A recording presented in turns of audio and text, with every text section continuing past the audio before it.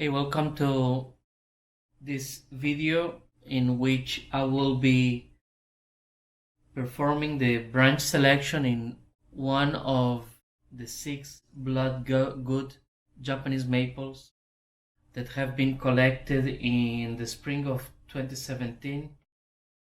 They are all about 35 years old, grown. They grew in my garden as hedges, and 6 out of 7 survived collection. They were subjected to hedge pruning last year, and there are too many branches, and I have to select branches now to set up growth for next year, when I will again be using the hedge pruning method of Walter Pall to increase ramification, and then again next fall we'll perform branch selection. This tree has an interesting body, but it's not a perfect one. It's sort of two-dimensional. This is perhaps the better front, where it has more, still has a wide body, but there is also a big root coming from the front that can be seen here. Whereas on the other side, at this point, there really isn't much apart from this spread here. These boxes, I'm not entirely sure the state of the roots within, in the sense that when I collected, I tried to get as many roots as possible, and this was what I managed. And it may well be that some of these are going down into the pot.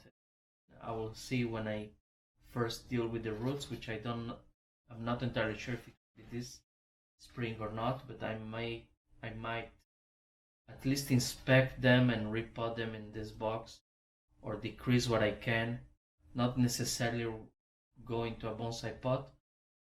And I'm slightly torn on what to do, because on the one hand, for sure they will continue developing faster in this box. On the other hand, with the size of this box and the amount of resources available here, we will be not forcing the tree to have short internodes as they would have in a small pot.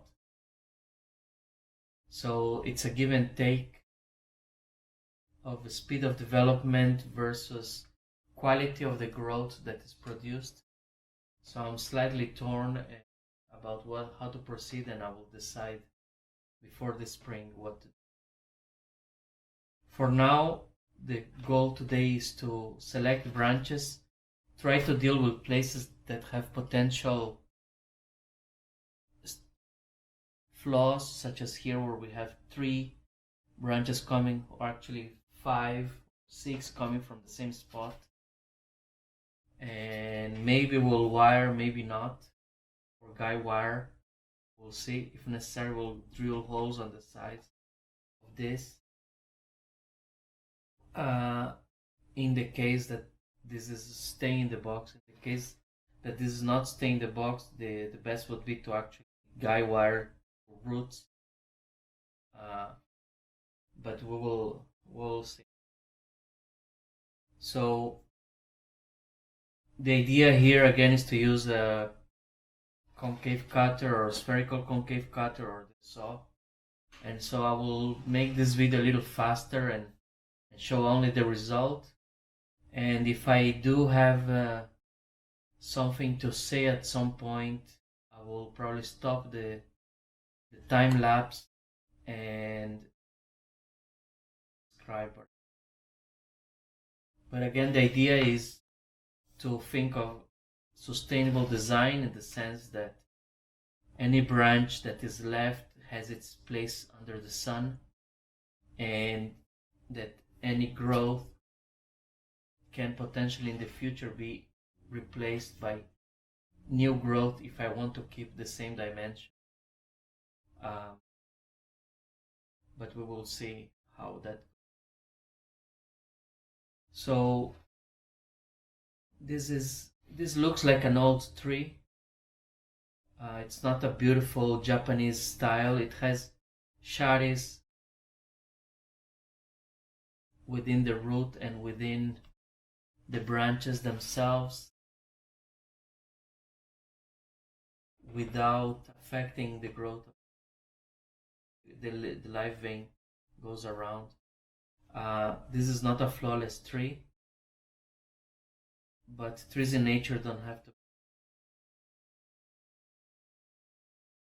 Depends on what you want to express with your trees. And so let's start. I want this tree to have multiple fronts in the sense that it looks good from all directions, although it may have better features from one than another, but the idea is to not necessarily have a,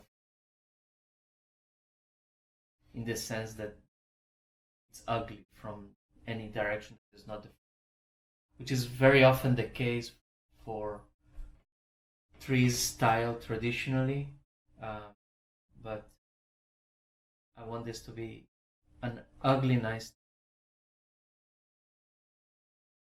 tree that is nice, or equally ugly from all directions. So we will see how it goes. Stay tuned for the work.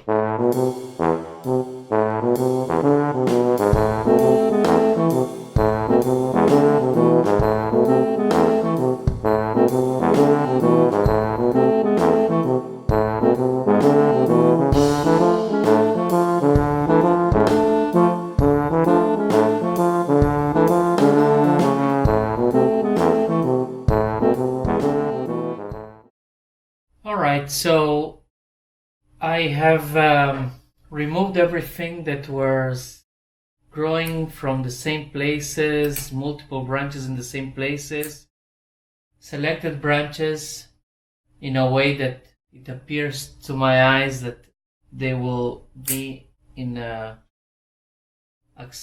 with access to sunlight, so in a photosynthetically sustainable position.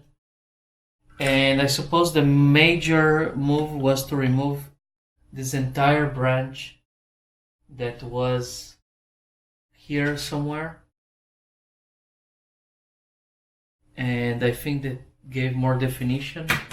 By the way, this is still bleeding, even from the small cuts. There's sap flowing everywhere. And I applied some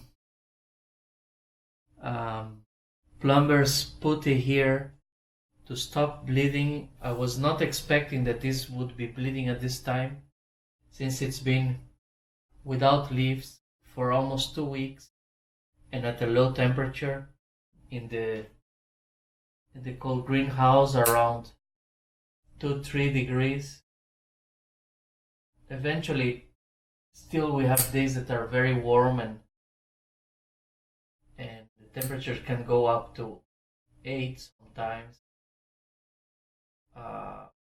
But I was not expecting this to be still bleeding so profusely. I don't know if I should be concerned about this or not, but it's incredible. It is, even at this time of the year. So for sure,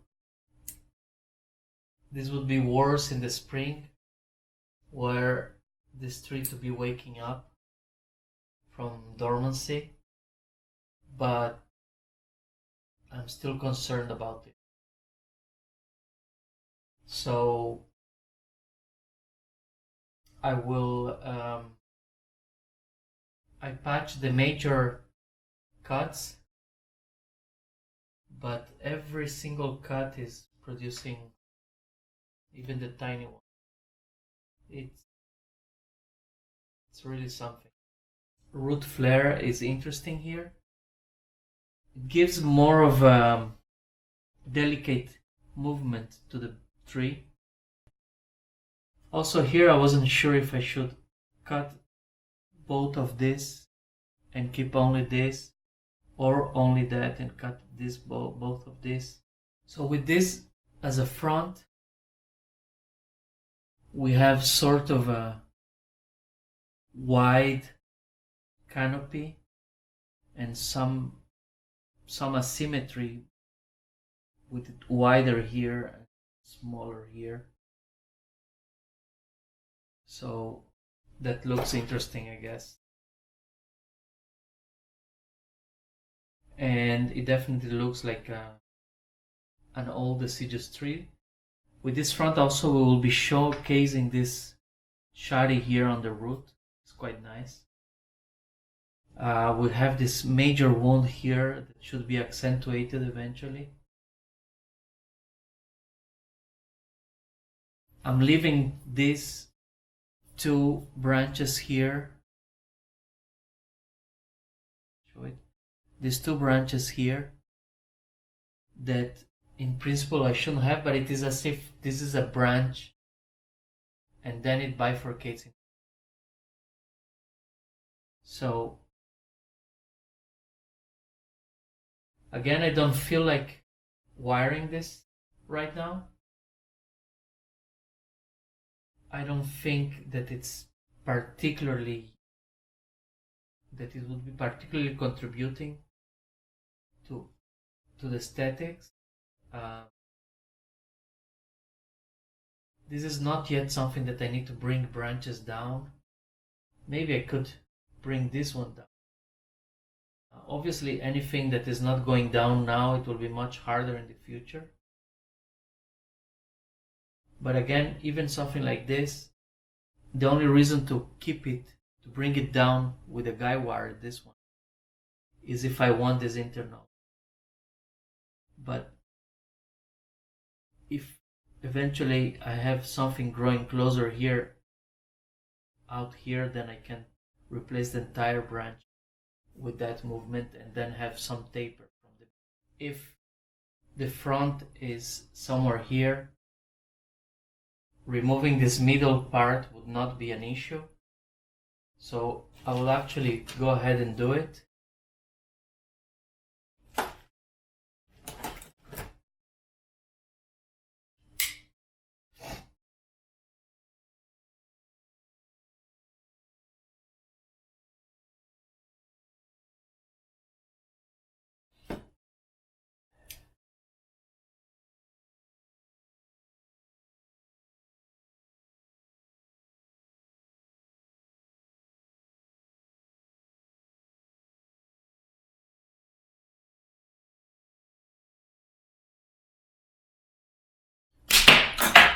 Whoa.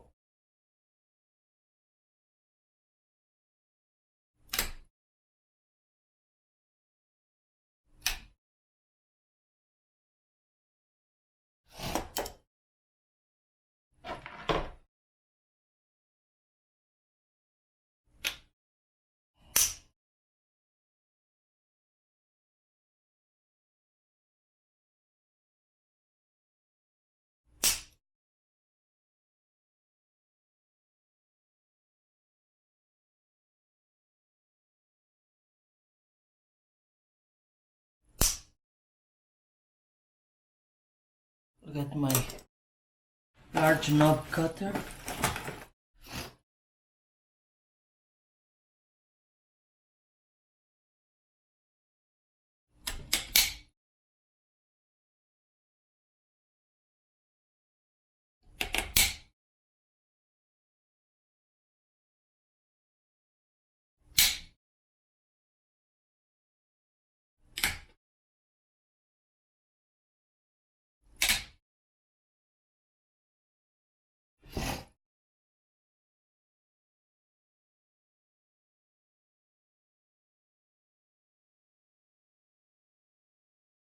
I'll leave it like this for now. Yeah, this is better, but this is going to bleed a lot for sure, so I need to put some putty there.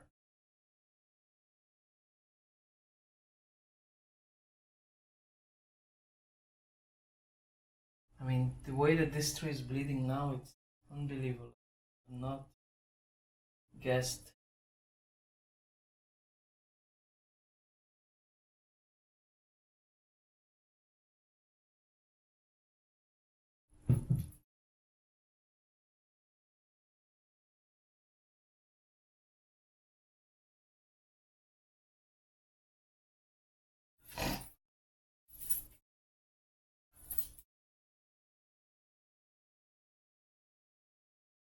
All right, that's it, and the front is somewhere there or there. So thank you for watching and stay tuned for the next videos. Bye bye for now.